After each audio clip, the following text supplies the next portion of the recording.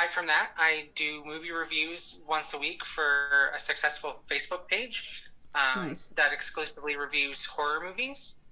Um, so that's what I'm working on today is my review for my day. Cool. That's awesome. I'm not a huge horror movie fan, but I love watching movies and talking about those. So, yeah, whenever you're reviewing a non-horror movie, like I'm down to talk about, action movies and things like that. Like, yeah, I look for people to talk to about these, but since you're like so focused in these things, then I'll keep you in mind. Yeah, no, I talk about other movies too, like comedies and everything. Just horror's typically my genre. Right. No, that's awesome. That's cool. That's really cool. So, and in terms of LGBT, like, how does this define, or how are you involved in the community in your way? I consider myself a pansexual trans woman. Hmm. So I've actually had a long road to get to be comfortable with who I am, and have gone through a metamorphosis of different identities along the way. Hmm. Starting from a young age, I always knew I was a little bit different, um, and it started out with um, dressing up like a girl whenever I could when I was little, um, and not even really thinking about it at the time. And even my parents, I don't think, thought about it at the time. Um, but as I grew up, I decided to identify as a gay man, which wasn't exactly true at the time. I mean, Hmm. even now I know it wasn't true, but it was at that time what I needed to do. Um, just because I didn't really know any different, because there was no real trans identified people in the media, so Hmm. I was really confused about who Oh, I okay. was. Gotcha. Hmm. Um, but then, as I grew up and started to decide that it was almost time to come out to my family decided to come out to me. Um, because I wouldn't do it. And I think I had a hard time coming out as a gay man because I knew it wasn't true. Hmm. Um, but as the years went on, and I met new people and, had different experiences, be them bad or good, I came across a friend who mentioned might be transgender, and I thought about it for a while, and that really struck a chord with me, and I was like, holy moly, that actually, might be my identity. Hmm. So I started transitioning in 2011, and went through all the hoops and daggers you have to, jump into in order to fully transition. And along the way, I still said, I'm exclusively attracted to men, um, and that's that. And that satisfied me for a while until I started to realize that I was having attractions to women as well now, especially after starting my hormones, which kind of came as a shock to me. Because initially I had always just been attracted to men. Hmm. Um, and then I started to explore that aspect and, dating women. And so then I was like, well, maybe I'm bisexual. And then, I thought about it. And um, after dating a few people, I came to the conclusion that I could date, anybody, be them trans, non binary, um, gay, lesbian, anyone, as long as they were willing to accept me for me, and I would do the same for them. Hmm. So for me, coming out was always a step by step process because I had so many different coming out experiences. Um, because initially, my family came to me and said, we know you're LGBT, so Hmm. I was like, cool, that's awesome. And then I grew along the way and um, kept on having to go back to my family and be like, well, this is how I feel. And then, time would go on and I would have even more experience. Um, and I would say, okay, now this is how I feel. And it took a long time to get to where I am. I'm from a small town in Alberta that isn't very accept or very. Really, the question was gonna ask after, like, how did your parents came out to you, like how they approached you. But you already said how they did it. Like they were like, okay, well, we know you're this and that, and it's really nice. So they were accepting, and I kind of wish my parents were like that with me because I was so young and knew it. My story, it's different, but it's similarities like that. You're dying to come out, and it's so hard. But if for you, like, I want to know what was stopping you from. If your parents didn't come to you, what was stopping you from really coming out to them or anyone around you? Well, all my friends knew, and they were always encouraging and telling me, tell your family, like your mom and your stepfather are amazing people, like they're not gonna judge you. Mm-hmm. But for some reason, I just had that voice in the back of my head that was telling me that they would disown me and that I should be ashamed of who I am. But it's actually the way they came out to me. The way they came out to me is hilarious. It was at Christmas time. I think I was maybe 18 or 19. I wasn't very old. Oh, okay. And we were playing Cranium, and I had to do a skit where I was putting makeup on my uncle. And so, of course, I decided this might be a good and alcohol was involved. So I decided that this would be a good time to, put on a little bit more of a feminine show. Mm-hmm. And then I can't remember what I said, but my whole family was just like, like, we know you're gay. And I was like, oh, okay. I was like, you do? And they were like, yeah. And I was like, okay, that's not as bad as I thought it would be. Nice. I mean, it really wasn't the ideal coming out experience. At least I have a good story with it. Mm-hmm. So after that, things got, better in my family because I could actually be myself. Mm-hmm. And then as the years went on, something still didn't feel right within myself. I was still, felt like, I had come out, my family came to me and they were like, yeah, like you go, like, we accept you for, whatever you want to do.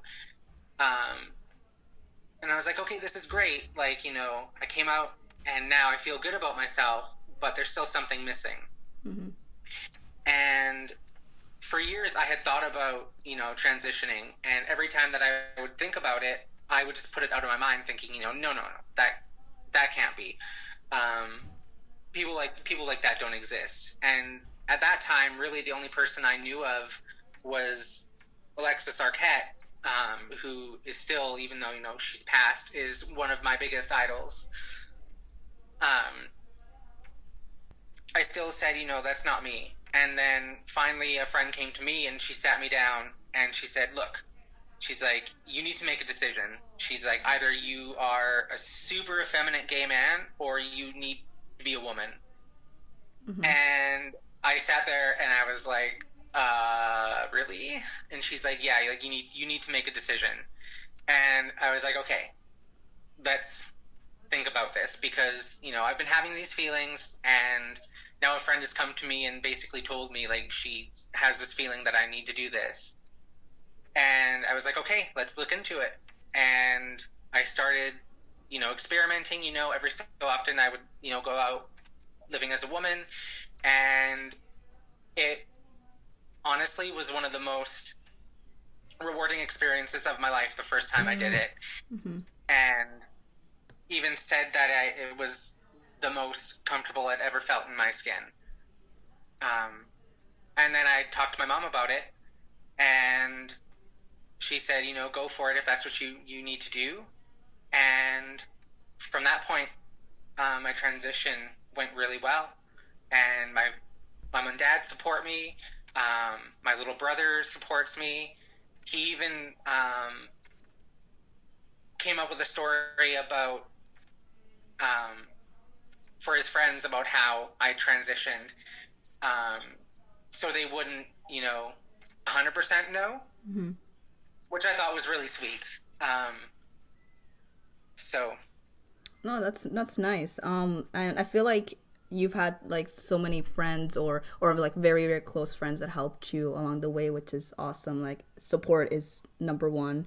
Good energy around you is like very important. And like I still can't get over like the coming out experience for you was like it was honestly like as long as it went well, that's all that matters. Like if a lot of people like they're like it doesn't go well, but I mean it's not important how exactly it goes, but we it's funny how we all imagine it to be like okay, like this is gonna be a very very serious moment. Like did you like picture it a lot of times in your mind before coming out? Like it's gonna be like this, or it's probably gonna be like that. But then your reaction to it was completely different to it. yeah, there was, so many times where I was like, this is going to be the most serious conversation of my life. And I'm going to have to sit my parents down and be like, look, this is me. And there's going to be tears and there might be a fight. And it might end up in me leaving or, whatever. But it turned out to be a drunken laugh fest because Nice. they knew for so long and I just played it off like they were too stupid to, to And at least they didn't forget about it, or like the next day everyone remembered, right? yeah, and the next day it was still there was really nothing was said. It was just like, nothing had ever happened, but things were a lot more comfortable. I felt more comfortable and it felt like, my family could be a little bit more comfortable because they didn't have to walk on eggshells hoping that I would say something so they wouldn't have to say something. No, that's awesome. That is so cool. It's like it's good that you can kind of share it as a joke nowadays, and yeah, like that's what I love about hearing these stories because they're different to everyone. Some are like, yeah, I've heard a few funny ones, and I haven't heard a drunk one yet, so good to hear one. And again, I didn't say this yet, but congratulations, your transition that it's going well for you so far. Is there anything else that you are working on, or are you like fully happy with how things are? Are you not going to change anything, or is there something you're working on yourself? Um, well, I've actually finished my transition.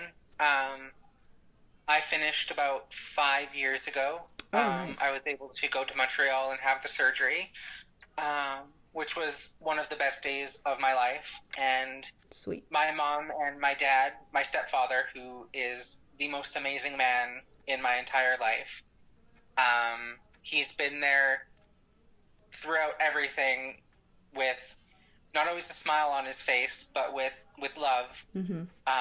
Where other male role models in my life have turned their backs on me, and he was always there. And my parents actually came to Montreal with me and were there for my surgery, at my bedside when I came out of anesthesia. Mm-hmm. And my mom actually became my surgery sister's unofficial mother too. They all Oh, just love her. no, that's so sweet. Yeah, I kind of look at my mom as like the lost soul mother. She like takes in all these queer kids and shows them love and um, helps other parents learn how to accept their queer kids. And she's pretty active in the community and always willing to lend her experience with my coming out and how she came to terms with it, um, and her experience with how it affected her. And she Mm-hmm. shares that with other queer kids' parents so they can, get Nice. on the road to accepting them. Mm-hmm. No, that's really nice that we all learned something from the whole journey. You and your whole family all learn something, and that's what I find really valuable. And I want to ask you, as everything that you've learned through your whole journey, what is it that you keep in mind? Like, what is like the biggest thing you've learned, and or you and your whole family have learned from the whole experience? I think the biggest thing that I've learned is to just not judge other people Mm-hmm. based off of your perception of how they may react. Because most of the time they're not going to react how you're anticipating. Mm-hmm. Um, and I've learned that if they do react how you are anticipating, they're not worth your time. Mm-hmm. And you gotta be able to move on from that and not mourn it for too long, otherwise it can consume you.